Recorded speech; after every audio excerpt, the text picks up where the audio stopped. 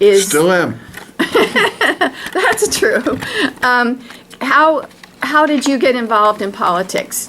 I think after being wounded in Vietnam and spending several weeks in various hospitals and reading, I became very disillusioned with that war, realized that in 1954, the Geneva Accord said there'd be an election. In 55, Republican President Eisenhower canceled the election, and my generation went to Southeast Asia, and 58,300 passed away, and several million Southeast Asians. So that's probably what got me involved in politics.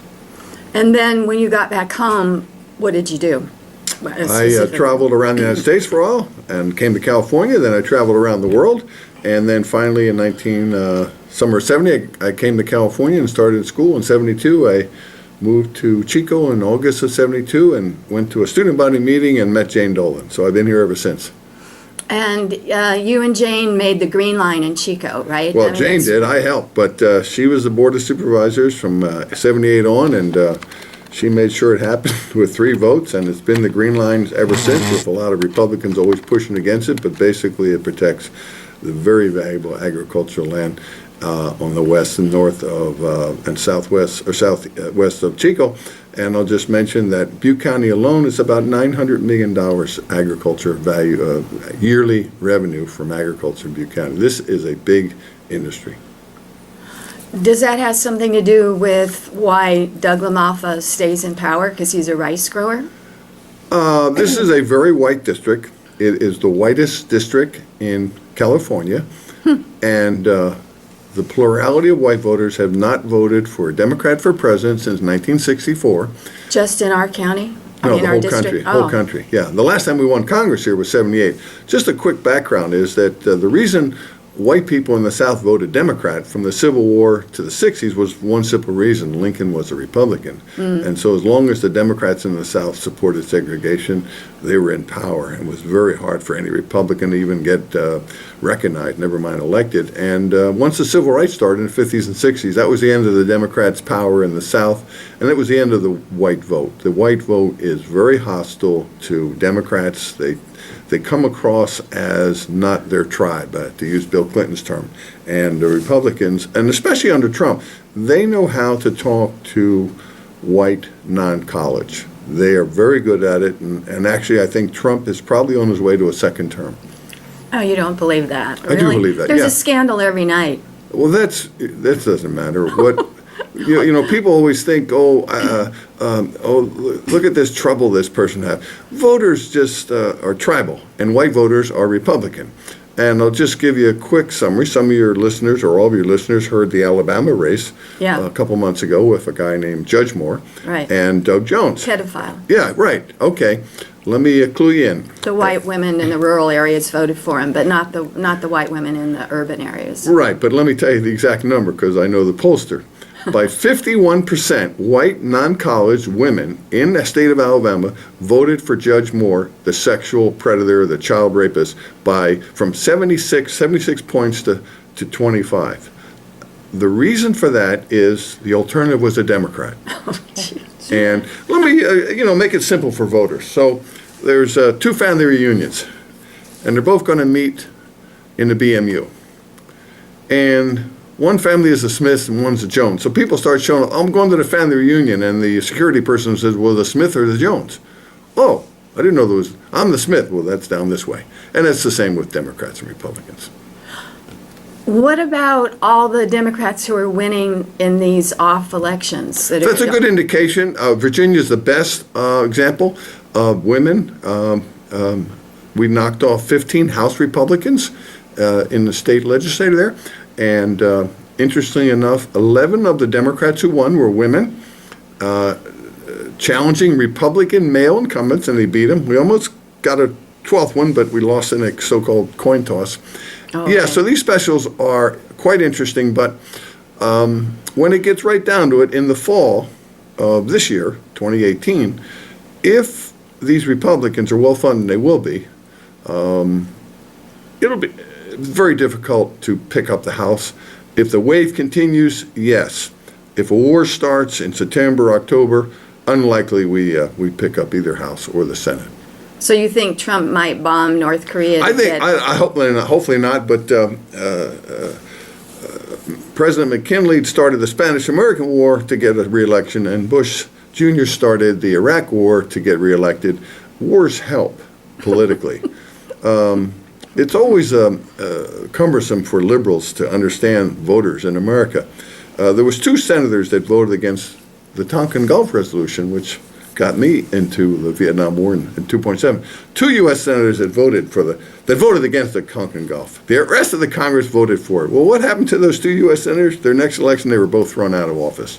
It's always good politically in Congress to vote for war. The last time Congress voted the declaration of war was World War II. They were neutered. I mean, the founders would be overturn their grave as they watched the Congress. It's just basically neutered. But in a push, most members of Congress will always say yes to the war because the political repercussions could be devastating to their career when things don't go well. Well, could you say a little bit about your involvement with California Democrats? What's been your role? Well, I worked for the California Democratic Party for 19 years as the political director, so I've been involved in a lot of campaigns. I've run campaigns. I've spent millions of dollars. I've done statewide races. Right. And when I started work for the California Democratic Party in the spring of '91, I did the campaign for Phil Angelides, and he got elected chair. And guess what? We turned around the state of California and elected 2 women to the U.S. Senate, elected Bill Clinton. Most people said, Bob, you don't think 2 Jewish women, Democrats from San Francisco, can be elected to the U.S. Senate at the same time?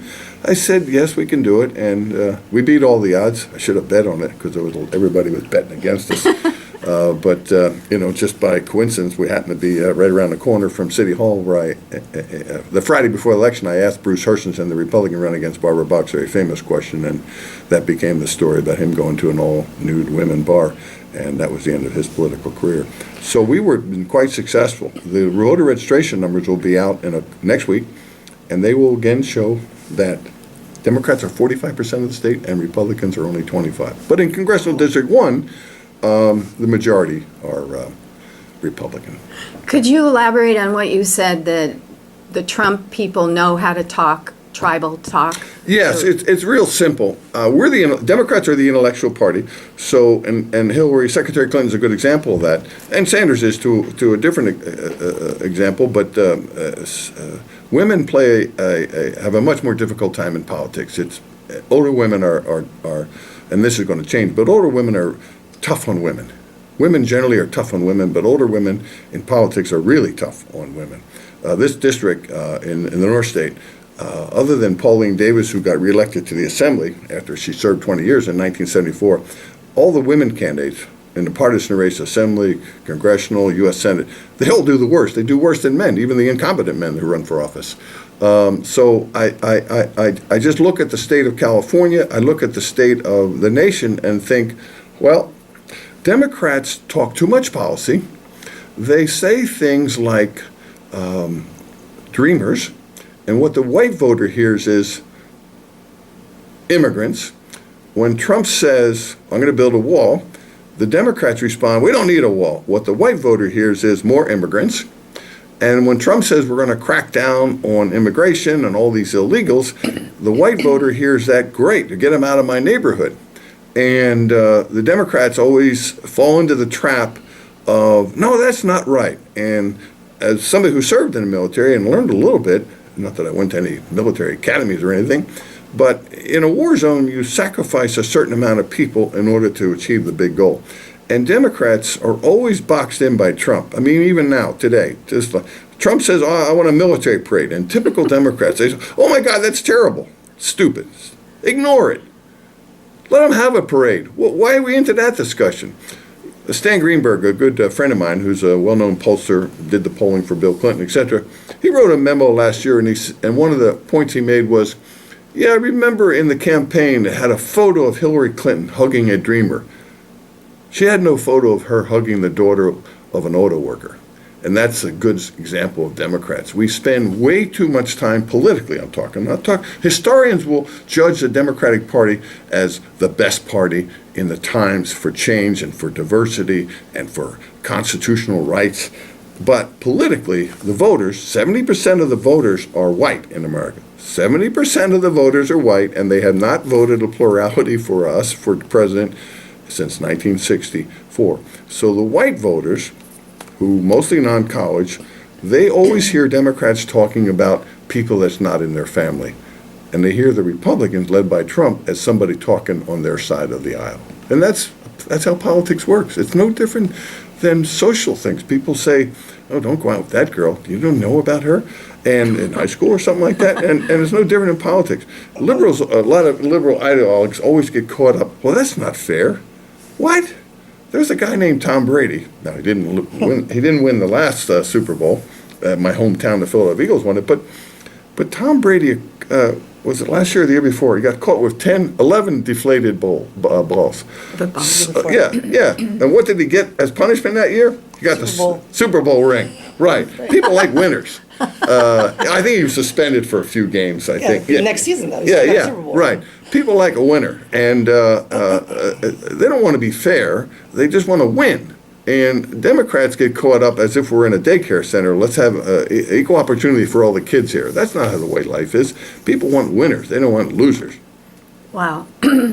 Heather, you're running for city council. There are 8 people running, 3 spots. What's your strategy to get one of those 3 spots? And then maybe Bob can give you some advice after all these years of strategizing. Well, the biggest problem I have is name recognition and not having deep ties as far as businesses and things like that to community. That's where a lot of people who run get their foot in the door, is because they have ties, they own a business, they know people, at the bigger businesses in Chico. I'm coming from behind in that aspect. I think what helps me is that I'm a woman running in 2018, which I think already gives you a leg up to some degree. I'm a mom and I've lived here virtually my whole life, so I understand this area. I'm someone who's very concerned about the way Chico is. I grew up from 10 years old. My 10-year-old version of Chico is very different than my daughter's 10-year-old version of Chico. She's growing up in a much different community than I did, where I could live on East 8th Street over there by Parkview School and ride my bike to Chico Junior or walk there if I needed to. And there's no way I'd ever let her do that now. I don't feel comfortable with that. I don't take my family downtown. I feel like there's a lot more crime in Chico. There's a much larger homeless problem in Chico. What really set it off for me and why I'm running is because I've been upset about all these issues and seeing this happen in my community. And then the garbage contract came up for franchise garbage, and that was pretty much the straw that broke the camel's back for me. I had an issue with them the first week that they started service at our house, and called the city clerk because I wasn't getting anywhere with waste management. They virtually hung up on me on the phone, and I said, hey, what's going on? This isn't acceptable. You're forcing me to use this service. What can we do about this? And she literally said to me, you got to get on the council. That's the only way you're going to change it.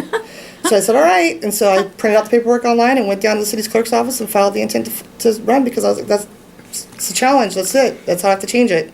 I'm tired of seeing these things happen, and the same people running, the same things happening, and we have a lot of issues in the city that I feel like aren't being addressed, and are being kicked down the road to my daughter, who's 10 in 10 years when she's at Chico State, will be dealing with the same problems. And so I think the only way we can change it is to get involved. And what have you done to reach out to voters? How do you knock Well, on we've gone to doors? the Women's March. We're looking at, I have a group of girlfriends, and we've done little house parties at our house to raise some money. And as we do that, we're getting more people involved who are more women who are saying, like, we'll come help you. We'll go door to door. So we're going to do canvassing. I went to a canvassing training this last weekend at Crowell. A canvassing? Canvassing training. So we're probably going to do some of that. We're just farmers market, whatever I need to do to just get out there and meet people, find out what their concerns are, if they share the same concerns as me, and just meeting and talking to people. I think that's the best way to get out there and do it. And it's cheap. It doesn't cost me anything to go walk door to door or to go down to the farmers market and meet people. So. And what are you hearing from those people that you're talking with? They're upset about the homeless problem. They're upset about the cannabis issue in Chico and the not allowing sales of recreational marijuana in city limits. A lot of the same concerns I have. I hear about the homeless a lot, and how it's doubled in the last year, and the increase, because you see it. It's not like it's something that's hiding. I mean, I see it. It used to be regulated to just the downtown Plaza area when I was a kid, when they had the old wood structures down there, and now it's on Park Avenue. It's by my house at the Lindo Channel. It's out at 20th Street. I mean, it's all over the place, and it doesn't. I don't feel like the city's addressing it in any kind of constructive way. What would your tact be to address I it? really like the tiny home idea, and it seems to be working in Marysville. I think that it's a very complicated issue, and that's the problem, is that there's no really, everyone's got ideas of how they want to address it. But I think that the first thing you have to do is get people into roofs over their heads. You have to give them some place to go, put a roof over their head, and address the underlying issues of the homelessness. Some people are homeless because they have mental health issues. Some people are homeless because they have drug addiction. Some people are homeless because they got cancer and couldn't pay their medical bills and lost their home. And once you're out of a home, it's hard to get back in. And so I think that we need to address those substantive issues, give them a roof over their head, and then address those underlying issues. But I'm not naive. I mean, I see them over by my house at the Lindo Channel. There's some that just don't want the help. And if that's the case, then we have to deal with them too. They can't stay here and leave things in our channels and leave things in our parks and just, break into homes, steal packages. It just can't happen. Of the 8 people who are running, how many are women? Myself, and I think there's one other person now, another woman running it, but I believe she's a Republican. I'm not sure. And you said that this is kind of an advantage in the year 2018 to be a woman. How so? I feel like there's a wave of women running nationally in all aspects, whether it be city councils. I mean, look at our congressional race. There's 3 women running in the congressional race against trying to compete against Douglas Malfa. So I think women everywhere. I think we've gotten to a point as women, we've sat on the sidelines and gone, we're really busy. I've got a kid who's got to go to basketball practice. I got dinner to make. I got grocery shop. Right. I can't get involved. This has got to be somebody else's problem. And I think we're at a tipping point now where we've seen how it's been going without us being involved, and we're like, all right, we're done. It's over. We're getting involved now. My kids will make dinner twice a week, and they're going to be okay. My husband will be all right going grocery shopping a couple times, but we have to get involved. We can't sit on the sidelines anymore. And that's happening all over the country. All the agencies like Emily's List that train women candidates said before they'd have like 1,000. This year they have 4,000 or 5,000, 6,000 Right. people want to be Yeah. trained or more. So I think it is a wave. So Bob, you heard what Heather said about how she's approaching her campaign. If she hired you to be her advisor, would you add anything? Well, generally I'll add things. Interesting, it is true what she said about the woman, and Virginia was a good example of that. Yeah. 11 women knocked off Republican, 11 Republican men. And Senator Dianne Feinstein was at our Democratic Party convention or executive board meeting a couple months ago, and she ended it, and she was first elected in 1992, as I said, and she ended it by saying 2018 will be the year of the woman. And it certainly shows that more women will run and more women will get elected. I think there's going to be, in some areas of the state and the country, some people, particularly women married to white men, Republicans, who might, in the privacy of the booth, vote for a Democrat. But here's my advice to any candidate. Generally, a candidate has to fit the district. So, for instance, if somebody was running in Philadelphia, Pennsylvania, my hometown, this year, whether for whatever office, and said they were for the New England Patriots in the Super Bowl, besides losing, they might have their house burned down, but they don't fit the district. But the 3 basic things about candidacy are: you tell the voters where you came from. That means I was born Your story. here. Where you came from, and then you tell them what you've done, which could be graduated top of my class. I was in the military. I'm a mom. I worked midnight shift at Enloe Hospital. And so then voters say, okay, a little bit, I know. Then the third most important thing is, what are you going to do in this office? That's the critical. And unless you develop a relationship with the voters with the first 2, they'll never listen to the third. And as Heather pointed out, any candidate that's not been around has almost zero name ID. And I'll just share this with you. If you did a poll the day after city council elections in most cities, most voters wouldn't remember the 3 or 4 names that they voted for. They might remember one. And so tribal, as I said at the beginning of this thing, is important. So we as the Democrats, once we endorse, we'll let everybody in the Democrats and the independents know from the top of the ticket to the local races, city council and school board. But even with those three important elements, you have to campaign, you have to raise a lot of money, and you have to be able to have a cause of what you want to do is really a cause. Roger Ailes, the late Roger Ailes, sex assaulter at Fox, used to say, show me a candidate with a cause and I'll show you a candidate hard to beat. And there's a woman in the U.S. Senate from Iowa. What's her name? Ernie. Judy Ernst. Yeah. She ran against... Oh, she's really right-wing, right? Yeah, but she ran a very simple cause. Our guy, Harkin, retired. I wish he had not, but she runs and she said to the voters, I grew up on an Iowa hog farm, and she said Iowa, so she right away let everybody know that she's from Iowa, where I castrated pigs, so when I get to D.C., I'll know how to cut pork. That was her cause. I don't even remember. You don't forget that. No, you don't. I don't even remember the name of Democrat who spent a lot of time probably on policy, as if the voters are in a university class at Chico State listening to a professor. And even at a Chico State class or many classes, half the students aren't listening anyway. They're playing on their smartphone. Right. So a cause is very simple. Bill Clinton in 1992, very few, you ask people, oh, what was the slogan to say? Oh, the economy's stupid. No, that was not. That was just James Carville, and it became a common commentator. But his real slogan, which was, I'm a new kind of Democrat, and he was from Arkansas, and basically he reassured the white voters he just ain't one of those real liberal people that's going to shut down all your conventional.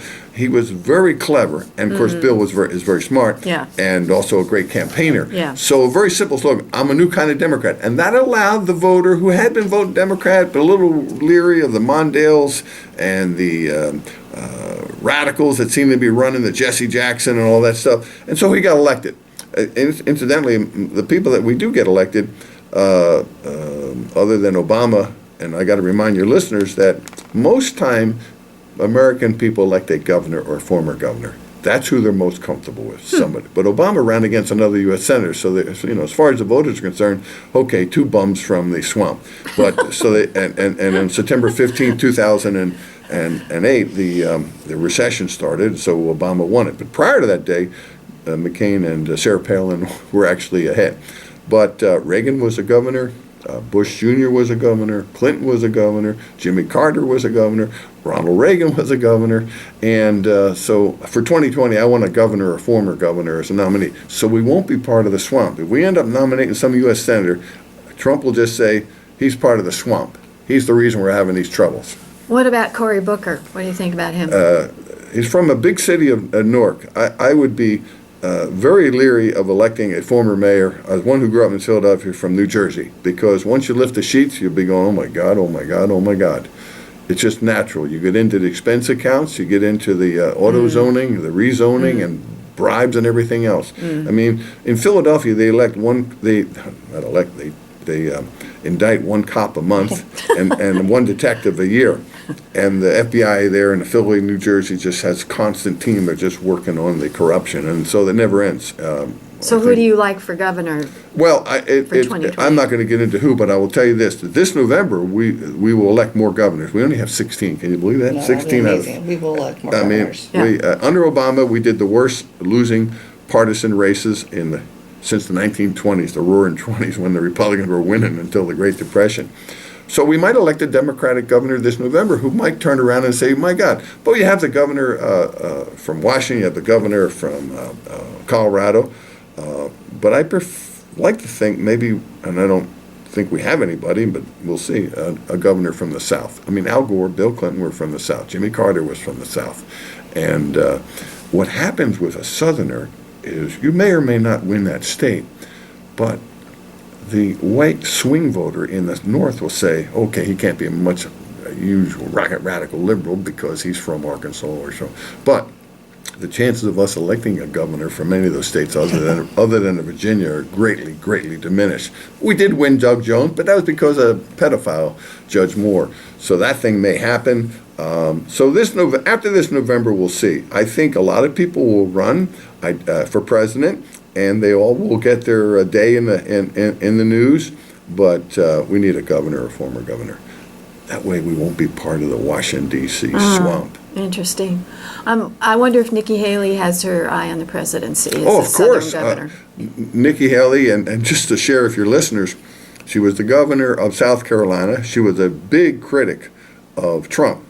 But the lieutenant governor of South Carolina was an early fan of Trump. So Trump, even though he really hasn't done a lot in politics prior to running, he certainly knows enough. So he decides, okay, South Carolina is one of the first of the four states that we always have nomination. So what he does is, I don't need any trouble. So let make Nikki, whatever that job is in New York, ambassador or something, and now lieutenant governor will become the governor, and that governor will be in charge of the primary in 2020, making sure I don't have any problems. That's the way you handle politics. Most voters or your listeners wouldn't know that. They think it's all done on the merits. Yeah, the political merits of survival. But Nikki Haley is taking the advantage of it, and she would be a credible candidate. Former governor, UN ambassador, but she is what a lot of Republicans call the anchor baby. I don't know if you remember that Right, term, yeah. but Oh, Republicans right. always attack people as the anchor baby. Well, Right. her parents came here on a student visa, and guess what? They had a baby named Nikki Haley, and she became an automatic citizen. Now, From if she was a India. Democrat, you'd be hearing anchor baby, anchor baby, anchor baby. And so she may have her own internal problem. But if she does run, South Carolina is the third or fourth state, usually the fourth state. And boy, you have, I don't know if Trump's out by 2020 for some scandal. I do think I will, for the A record, caveat. he will fire Mueller. He has to fire Mueller. Nixon's firing of Saturday Night Massacre had nothing to do with him being almost impeached in the Senate, or it's because of the tapes. That's what got him, the tapes, and the U.S. Supreme Court, the tapes. Well, Trump is making sure there's no tapes, so he's got to fire Mueller. So all kinds of things could But happen. all the material that Mueller has collected is there. I mean, you Well, get rid of Mueller, but yeah, He but- has to fire Rosenstein first, He has though. to. Yeah, Yeah. that's just like, Right, formality. yeah, you fire everybody you need to do, and that's what presidents do. But what Trump is worried about is the New York Attorney General, who might file charges right, on. because he can't pardon. Yeah, he can't pardon himself on the New York stuff, and also even if he gets rid of Mueller, then Mueller hopefully has secretly in a I suitcase think he sent has. all the stuff to the Attorney General in New York just in case we got backup material. So it's going to be interesting. But from the average voter's point of view, it's very chaotic. It's embarrassing what happens every day. And if I was a parent, I don't know if I'd want my kids anywhere near the media. It just sounds weird to a 10 or 15-year-old. Is this the way things work? It's just some guy chaotic. I mean, today he's firing a guy allegedly who's beat up two women, his wives, who's having an affair with Hope Hicks, Trump's communication, who had an affair during the campaign with Corey, who was running the campaign, who was That's married sweet. with 4 kids. I mean, this is soap opera material. Oh, and now That's my Omarosa's soaps. on Big Brother, so now you've got her on TV. Oh. Big Brother doing stuff. So, I mean, like, yeah, it's What is she? What's full on her reality pitch? TV. It is. Yeah, no, it totally is. What does she say about as a former Trump administration Oh, person? I guess there was some video going around today of her telling somebody in the house with her that you should all be worried. We should all be very, very worried, is what she was Because? telling them. Because it's insane in there, evidently. Well, Wolf's book, what was Fire and Fury? Is that the name of Tom Wolf's book? Yeah. That's what he says. It's total chaos. Yeah, but just to remind you, since I've been involved in elections for 45 years, it's quite different from those of us who are in politics, who follow politics, than the average No, that's voter. true. Yeah. Just to share with your listeners is focus groups, which campaigns do, where you bring in 20 maybe 25 people, 12 men. We used to have the men and women together, but we decided, 12 years ago, better separate the men and women because too many men in there were just yakking away and the women wouldn't say anything. So, and you pay them $75 each and you ask a lot of questions. And that is a reality where you go, what? Well, you just spent $3 million on TV ads and they never heard of me?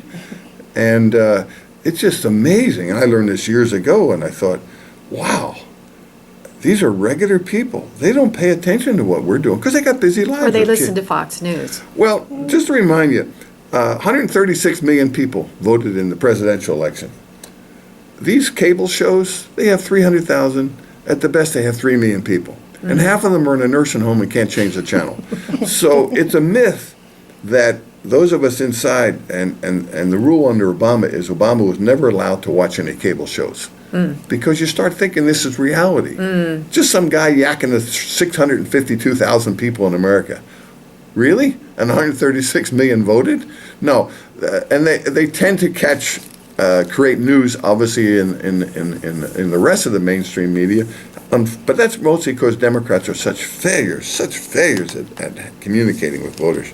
We just are too much into policy. Oh, single payer. You know what single payer sounds like to most voters? Sounds like I'm paying. Yeah. But with the critique I hear of Democrats is they don't have a coherent policy. People aren't clear what they're providing as an alternative. In Iowa, she said, I grew up on an Iowa hog farm, and I castrated pigs, and I'll cut pork. That's the policy you got to have. Look, if you're running for a small office of 1,000 people, and you're going to meet half of them, sure, you can talk about something like that the voter may listen to you, but they don't pay any attention to you. They really don't. I mean, ask the people in most of the presidential, I remember the polls, ask the American people who the vice president is. Majority can't name the person. Wow. During Bill Clinton, to first term, they asked the American voter, national poll, who was the previous president to Bill Clinton? Ronald Reagan. They completely forgot that Bush Sr. was the president. And this was like 2 years after the poor guy left. World War II pilot, shot down in the Pacific Ocean. Yeah, don't assume that what you read in the paper, most people don't read newspapers, especially for political things. And when they hear a lot of chatter, which Trump creates, they don't know what was said. Now, when it comes to sex, they're all ears. When it comes to an indictment, they go, who? Somebody got indicted. But I'll share a story about a former police chief of Los Angeles, Ed Davis. Ed was decided to run for state senate, and he had a great slogan. In those days, can you believe this? They used to hijack planes to go to Cuba. Hard to remember, hijack planes to go to Cuba. Anyway, hijacking at LAX, and Ed Davis, the police chief's out there, he says, we're going to grab the guy, take him to the end of the runway, and hang him. So he ran for state senate and got elected, because that sounds good, right? It's only Democrats. No, we got to have a trial. Never get caught up into that. So Ed decides to run for U.S. Senate, and it was crowded, and a woman, forget her name right now, Bobby Fiedler from the San Fernando Valley, she's running. So she takes Ed aside one day at lunch and says, Ed, there's a crowded race. If we're both running, we're going to cut into each other's votes. Why don't you drop out and my people will help you with your debt? Ed goes to the press the next day and says, Bobby Fiedler offered me a bribe. 3 days later, a poll showed up. Of those who heard about the bribe accusation, half thought that Ed Davis offered the bribe, and the other half thought Bobby. It's because that's how voters, they just hear a bribe. And when you have the word bribe in your name, it's probably time to move on. And, of course, neither one of them went that far. You have to be very careful in politics, talking, and just stick to yourself. No matter what the question is from the reporter, yep, I'm going to end the war. Yep, I'm going to end the war. And if I was a Democrat, and I actually got asked back in Congress about this parade coming up, I'd say, as soon as Trump declares victory in Afghanistan, Iraq, we ought to have a big military parade to thank our military, just like after World War II. Great idea, right, Mr. Trump? That war will never end. Right. It'll never end. Right. It'll go on forever. That's depressing. Yeah, Yeah, I it hate is. it too. I hate that Democrats get caught up in all the minutia. It's ridiculous that they talk like that too. That they sit there and they, I heard the parade and I just laughed and went, all right, whatever. Like, he's dumb. He wants to have it. But yeah, the national, they get all in this uproar. It's all over Twitter. Everyone's complaining about it, and it's just like, let him have it. Whatever. If that's what he wants to do. Whatever. Commander in Chief. Yeah. Heather, could we go back to the money raising? Bob mentioned one of the strategies, one of the ways to get elected is to raise money, to get your name out there and let people know that you castrated hogs or whatever. So what are you doing as a first-time candidate without a lot of name recognition? We're having little house parties. We're just getting our information out there. It's hard. I mean, it is. It's really, really hard. It's very daunting to look at it that way. But I look at it as, you have to, I think as somebody who comes from my perspective is that whatever money you raise, you've got to spend it very wisely. And I think that that's the kind of thing you want from people who are going to be in command of your budgets for your cities. I mean, I'm not going to raise probably as much as other people, but that's fine. I'm going to spend it wisely and target it in certain areas. Whereas you have some candidates in the past who've raised, what, $50,000-$60,000, spend it all, and what do they get out of it? I mean, like Sean Morgan. 64,000. In this last Sean election, Morgan. he, had 1,000 more votes than Randall Stone? Am I right? Come in first, though. But he came in first, but that extra $40,000 he spent got him an extra 1,000 votes. He only beat Ann Schwab by a couple hundred votes, and she spent half as much as him. So I think it's more of, I would, as a voter, I would look at it and go, yeah, you need to raise money, which is ridiculous. I think it's silly that you have to raise $20,000, $30,000 to run for a city council race, because that's really the number I've been told, which just seems absurd to me. But that's the fact. That's what has to happen. So it's about using what I have, targeting it, using it wisely, using Facebook, using social media, which I think are huge advantages in this day and age. And that's where probably most of our efforts will go, and things like, and just getting out in the streets and just being at the farmers market, being around. A lot of it is just name recognition and getting your face out there, because like Bob was saying, a lot of people don't know what they're doing until the day they go into a voting booth. Like they look at the little pamphlets, they don't know they've seen your name around though. You know, I've seen Heather Minton, I've seen signs, I've seen, heard about it on the radio, I've heard it, seen on Facebook her sponsored ads come up, and they're making those decisions as they're voting a lot of the time. What are you doing in terms of campus outreach? Did the students typically vote here, or do they vote at their home I think districts? they have a polling place on campus at the BMU. Yes, I do. Yeah. So, yeah, they vote. This is Bob again. We register a lot of Democrats on campus, and in a presidential race in the city of Chico, we have about 40,000 vote out of 50,000 registered. But in a gubernatorial, which is 2018, we only have about 25,000. Heather mentioned the cannabis issue, so I'm assuming that's on the ballot in November here at Chico, so the turnout will go up. But just to give you one example, in '08, Obama was on the ballot. We registered over 4,000 Democrats. On Chico State campus? Yeah, and we ran the file, the voter file. Under state law, everybody who votes, it's coded in the voter file. So a month later, we ran it, and we found out of those we registered, 21 and under, in the last 2 weeks, Democrats, 93% turned out. 93%. They turned out to vote. Yeah, yeah. Wow, but that's you have to, amazing but percentage. they got door hangers, they got mail, they got robocalls, they got people, they got a regular mail, because as Heather said, that, and I said, is that if you're especially a 19-year-old and you get this ballot from the county and it goes president, senator, Congress, state senator, assembly, school board, proposition, city council, board of equalization, state insurance commissioner, treasurer. If you're 19, you're going, let me just put this in the recycle bin. But if there's a cause that they connect to about them, their life, then they're more likely to vote. But a presidential is where they vote. So what causes are either of you hearing that students are concerned about now? The cannabis thing? They will be. Yes. And Heather mentioned the waste management. That's going to be a good issue for Democrats in the fall. Farmers market's going to be a good issue too, because the initiative that we did, that Carl Ori did, and we put on the ballot, and we qualified it, and then the city council was panicked that it'd be on the ballot, and they passed it immediately. It expires the end of 2020. Well, explain it. Is it to move the Yeah, it's the moving, farmers yeah. market? So the Republicans wanted to move. We stopped them. Carl Ori stopped them, and Jane Dolan. And the initiative we did says that it has to be, the lease on the downtown property has to be re-extended in November of 2020. So that's 2 years. So this council that's going to be elected this November will be the ones that make sure that's on the ballot to extend the farmers. So it's a good issue for us. And the Republicans, we got plenty of quotes from them basically wanting to move it. Where to? They didn't care. They had some of their developer friends want to build a 3 or 4 story hotel there right on that spot. So they always say it was some other reason, but that's, we saw the plans, and they just wanted to build it. And probably it'd be a lot of money for the Republicans, because you build a 3 or 4 story building with, nice restaurants on the ground floor and hotel maybe up top. It's good money. But the farmers market does well, because anybody who goes there, you can see 3,000 or 4,000 people there. Lots of kids. Lovely village atmosphere for the city of Chico. It's a social event. Yes. Yeah. Heather, what are you hearing from campus, from students and faculty that you talk to? What are they concerned The cannabis. The cannabis is one of the things they're very upset that the city's not allowing. Considering that 64% of Chicoans voted for Prop 64. And the closest you have here is what, north of Mount Shasta, south of Yes. Sacramento? Yeah. Is access.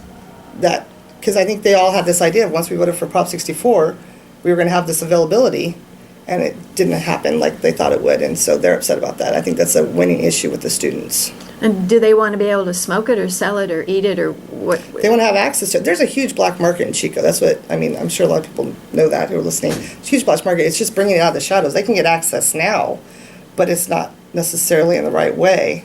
And I think that it would be great to bring it out of the shadows, be able to tax it, get the revenue from taxing it. is big. Put it out there. And then, yeah, it's also jobs for other people. If you do want to get a licensing and be able to become a delivery service or whatever, that would be an option for you. That's not an option right now. So why do you think Republicans are against it? Reefer Madness, Jeff Sessions. It's just, it's a very social issue. It's just something that they just see it as, the devil's drug. It's something that they just don't want in their community. They're afraid of it bringing crime to the community. They're afraid of it being access to their children in their community, which I think you can make a smart ordinance. Right now that it's written that it can't even be within 600 feet of a school, right? Correct, That's correct. a California Prop law. 64, yes. Yeah, so I mean, a lot of those rules are already set. It's just more of just a scare tactic to people because it's here. It's already here. It's around all over Chico. Oh, yeah, right. It's just bringing it out of the shadows. That's all it is. Right. So And they all drink alcohol. That's their preferred Right. drug. Beer. The Republicans, as a veteran, the greatest indictment of them on this ordinance in Chico, we used to, not me, but mobile distributors. So if you have a prescription, and let's say you're a veteran who got wounded in Iraq, and a doctor prescribes you medical marijuana to help with your pain, to avoid some of those opiate drugs, well, you could have it delivered to your home. The Republicans have have shut it down. So a veteran now has to go, as Heather pointed out, maybe on the black market, maybe drive out of town. And why do we do that to a veteran? Well, none of the people on the council of those Republicans are veterans, and it just never occurred to them that a veteran might be medically prescribed cannabis. It just never occurred to them. Like, who cares? They shouldn't be using it. Oh yeah, okay. No, so California in '96 said okay to medical cannabis, and as Heather pointed out, in November 16, Prop 64 passed the state of California. It even passed in the County of Butte. It passed the County of Butte with 53%. So the people here have spoken, and it'll pass this November. And it's not just the veterans, it's people who are getting cancer treatment or have Parkinson's, other kind of debilitating diseases. I mean, they rely on that to help with their treatments. And it's better than opioids. Look at the opioid addiction in this country right now. I'd rather somebody be using cannabis than opioids any day of the week. Right. And there's a lot of pushback from pharmaceutical. They don't want cannabis to be everywhere because it cuts into their profits for opioids. Good point. Good point. Let's switch gears a little bit. And Heather, I'm interested in the fact that you're a basketball player and have been most of your life. Yes. Because people talk about how important sports is. It prepares boys to work in a team and learn to be leaders, and it really prepares them to be assertive in the workplace and whatever. And I wondered if you could comment on being a basketball player and a woman. Well, that works for girls too. So Yeah. I've coached, since I played basketball at Butte College, after I was done playing out there, I coached youth basketball for about 15 years until I had my daughter. I was actually pregnant with her. I had her on a Tuesday morning, and I was coaching out at Durham, and I had a tournament that weekend. So she was in the gym Saturday for our tournament. So 4 days later, I was coaching basketball again. But it's something that, girls who play basketball are less likely to get pregnant as teenagers. They're more likely to finish high school, much less go on to college and finish college. It teaches you skills of teamwork, motivation. Your team depends on you. You have to show up. You have to be accountable to people. You have to be responsible. And those are all aspects that go on beyond basketball. They go into your everyday life. Most kids aren't going to go professional, contrary to popular belief. So those are skill sets that they're going to have to use in their jobs and their careers and what they're doing. And it's very important. I'm a big proponent of kids playing sports no matter what sport it is. My kid will be playing sports all year round just to keep her busy. Whether she likes it or not, Sorry, pick a sport. Tennis, swimming, whatever. I don't care what it is. It doesn't have to be basketball. But it keeps them involved and it teaches them those traits that they need. And so for women, it's a little bit harder because I've learned those traits. I'm very assertive. I have a presence when I come into a room. I'm not somebody who puts up with a lot. I don't get pushed around. I'm not easily intimidated. But for a woman, that can come off as something completely different when you're meeting a group of people. With a guy, he comes off as, look at him, he's very powerful. Look, he's got a lot of respect. For a woman, you're cranky. Or another word you could use for that, little, the B Starts with word. a B. Yeah. So there's a fine balance all the time. But if you sit there and wither back in the corner, then you're not assertive. You're too much of a wallflower. You're not getting your point across. So it's a balance for someone like me who comes from that environment where I'm used to calling shots, being on a team, yelling, being loud, and having to, even in this kind of situation, be a little bit more reserved, not try to take over and come off in that way. Especially when you're meeting people that you don't know. You have to be very balanced in how you present yourself. Once you're on the city council, I don't think that will be an issue, because people are leaders, that you expect your city Right. council person to speak up. Right, exactly. But some people can be taken aback by someone like that. You have to be very careful when you're approaching new people of how you come off, because people can take it back. You can be too assertive with them and come off in that way for first meeting someone. So I've tried to find a balance in this. I'm still real green at this, so I'm figuring it out as we go. Right. To change topics again, I know that it's been dissected, but I'm wondering, Bob, what you think about, people say that Hillary Clinton ran a flawed campaign. Do you think that there's things she could have done differently to win? Trump was so many scandals, the Access Hollywood tape and all that. How in the heck could he win and against someone as qualified as her? Well, I'll share with you a few things. We let her down as Democrats across the country, but her campaign staff let her down also. Out of the 136 million, a shift of 39,000 votes in the three states of Wisconsin, Michigan, and Pennsylvania. Shift of 39,000 would have put her in the White House, and we'd be talking about her tonight. And her campaign did not poll in those states in the final 2 weeks. Her campaign did not send her to Wisconsin after the primary. Some basic rules. Her campaign decided to go into number crunching and just spent a lot of their time looking at the computer. And they forgot the basic rule. When you show up into a town and you get media attention, you have a huge impact. And that's where her campaign staff let her down. The last night of the election, she was in Philadelphia with the Obamas and Bill Clinton and Bruce Springsteen, and she should have been in what James Carville called the T section, or the Alabama section of Pennsylvania, which is in between Pittsburgh and Pennsylvania, where the hillbilly elegy live. And these are mostly white. With Bill Clinton, they went with him. With Barack Obama, they went with him. And obviously, they're both men. And then you have a woman.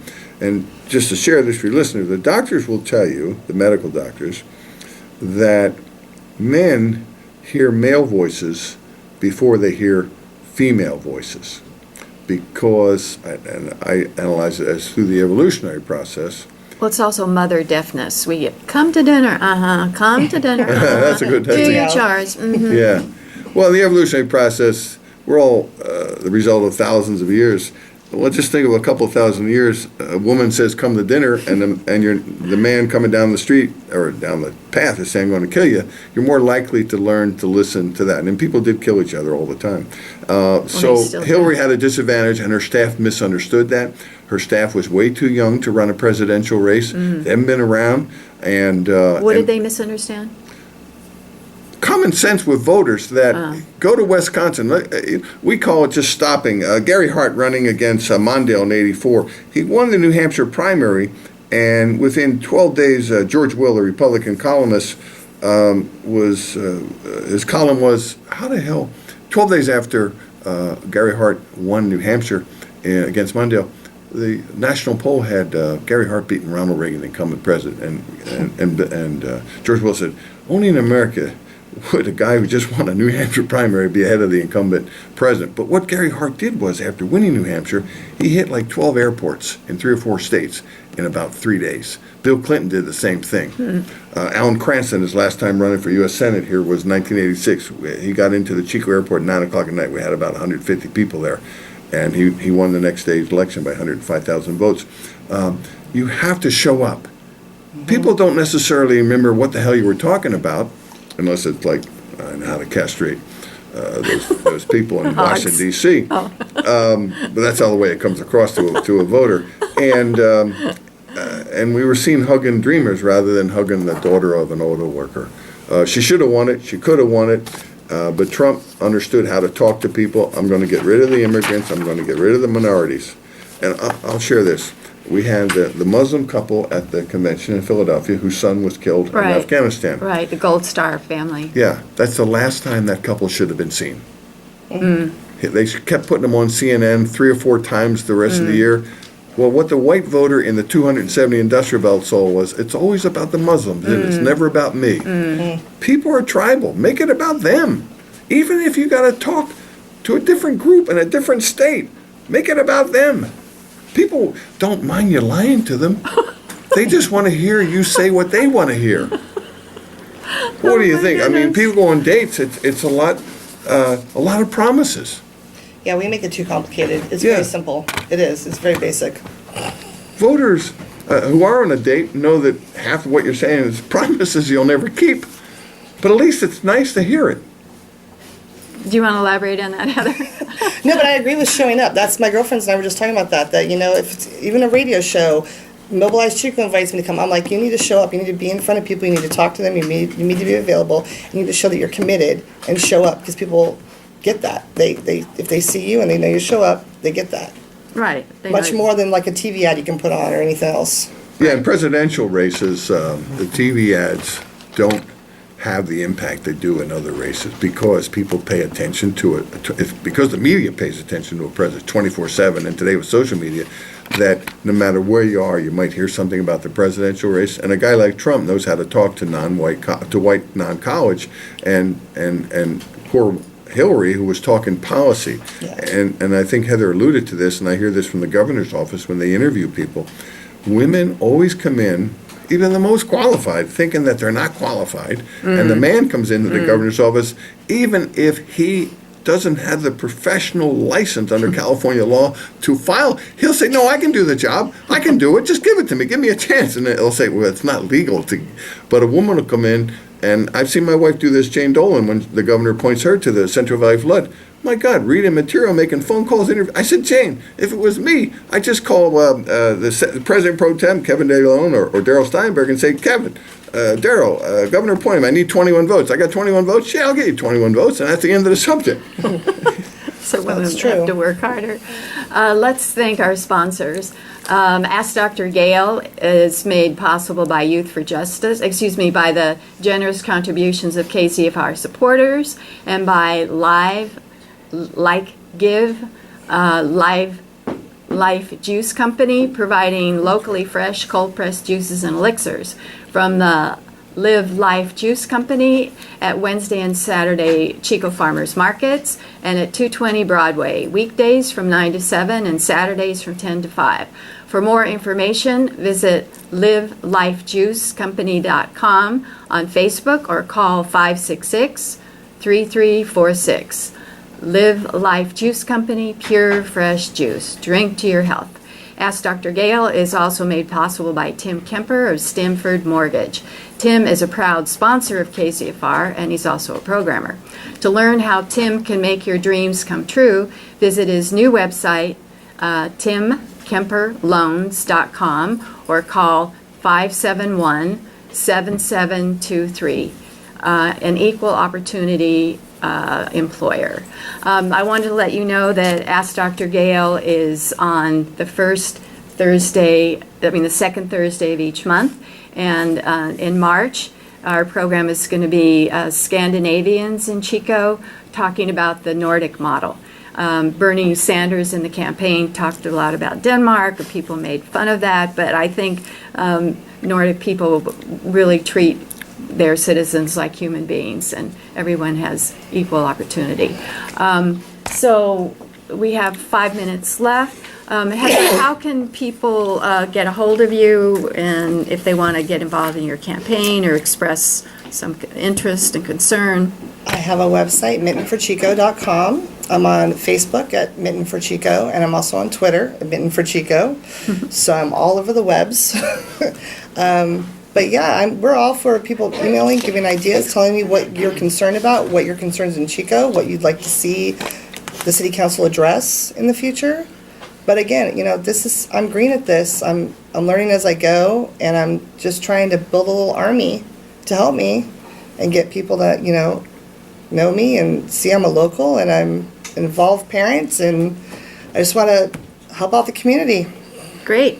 You mentioned that this is the year of the woman, and so did Bob. Is that simply because Trump is such a sexist, and it's so revolting that women are thinking I have to Yes. speak up? So we owe it all to Trump? Yeah, and I say that to a lot of people. Like, this is one of the good things that will come out of this, is that he really has mobilized women to, again, get off the sidelines, to sit there and be like, you know what, this is not acceptable anymore.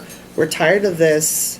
We're going to have to take some nights off of what we're doing and get involved in a local community, whether it be the school board, the councils, state assemblies, congressional, Congress, whatever. We need to get involved. Studies show that women politicians generally deliver more to their constituents, and as a generality, and know how to work together.